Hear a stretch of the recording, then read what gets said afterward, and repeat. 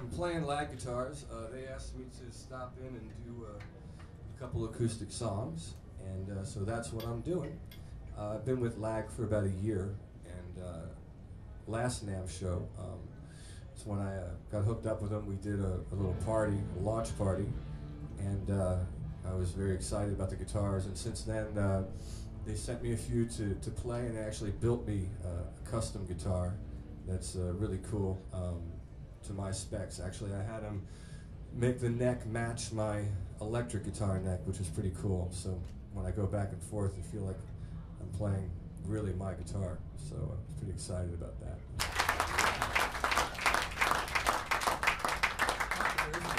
It's hot, right?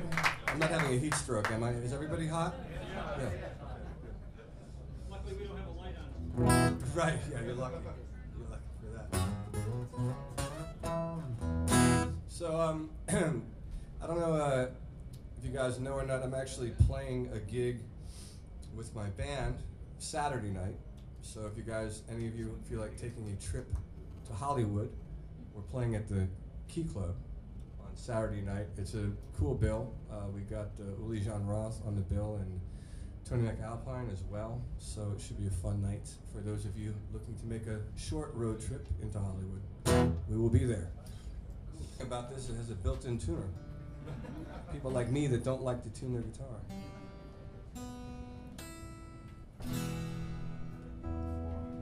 So, anybody got any kind of questions, music-related questions or guitar-related questions they want to throw at me before I wrap it up? No? Yeah? What amps are you using nowadays? Guitar amps? You know, I'm kind of trying out different things. You know, on the last record I did, I used primarily Marshall amps, and the main one that I was using was a little combo called the 1974X, and it's a low wattage hand-wired amp, very simple. It's a volume knob and a tone knob. I have an old 50-watt 4-input Marshall that I use as well, and a Fender Vibra King. It's pretty much my amp. We saw you in San Francisco, and you played that head you're talking about, right? No, in San Francisco I had a JTM 45, which is a completely different kind of amp. I'm just experimenting, you know, constantly. But you know, I've been into like the low wattage thing lately, you know, just because I can really kind of crank them in a smaller room and they still sound big. Yeah, that's the amp thing. I see somebody else's hand flailing around. Yeah.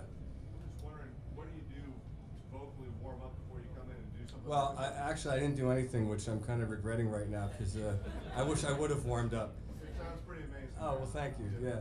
You know, the thing about singing for me is, you know, I didn't warm up because there was nowhere to really do it without making a scene, you know, because it can be kind of loud and obnoxious. But, you know, the thing about my voice, it's after I sing for like a half hour, like by the time I'm done with this performance, would be a good time to start. Because by then it's kind of warmed up, you know? So if we do a live gig, you know, I usually go back in the dressing room and kind of play through some songs, you know, start in a lower register, and, you know, within 25 minutes, the voice is there. But, you know, when you're touring, the biggest thing about the voice is getting enough sleep and not being dehydrated. So, like, alcohol and not sleeping, that's the formula for losing your voice. So if you can, even if you do drink alcohol, if you make sure that you get enough sleep, you know, 8-9 hours where you're not using your voice, you know, it'll come back. But it's that whole thing of not drinking enough water, not getting enough sleep, and then gig after gig is when you tend to run into trouble. Anybody else got questions about anything? Yeah. You said the neck was after your other guitar. Uh-huh. Or after the Telecaster? Yeah, well, you know, I have those two signature Fenders, and it's a Tele and a Strat. Both the Tele and the Strat necks are relatively the same. I sent them, I had an extra Strat neck, so I sent it over there and made the measurements and put it on the acoustic. And I also have, it's a smaller bodied acoustic as well, so it's a real comfortable feeling guitar. I didn't bring it only because I didn't want to deal with, you know, the NAMM show, it's getting harder and harder to maneuver. You know, now you have to show your ID and your badge, and you know, I just figured I don't want to deal with dragging an instrument in and out and stopping and starting and all that. So the guitars are good enough that I can pull one off the rack and play it, and I'm happy. So that's what I did today. Anybody else? Yeah. Do you generally use a pick live now? When I play acoustic, I don't really consider myself an acoustic player. You know, most of the stuff I do is electric, unless I'm doing this kind of thing. So I use a pick, you know. But live with the electric guitar, I stopped using a pick like 3 years ago, and I kind of started using my fingers, which came out of a weird scenario. You know, for years I've always kind of done this sort of, you know, pick and finger kind of technique, where, you know, so, you know, I'm using both. And I remember having a gig in South America and just not really being happy with what I was playing, and I figured, man, you know, I can't get up there tomorrow and just play the same stuff over and over, but what can I do? And I realized I'm not going to get any better, you know, in one night practicing in the hotel room.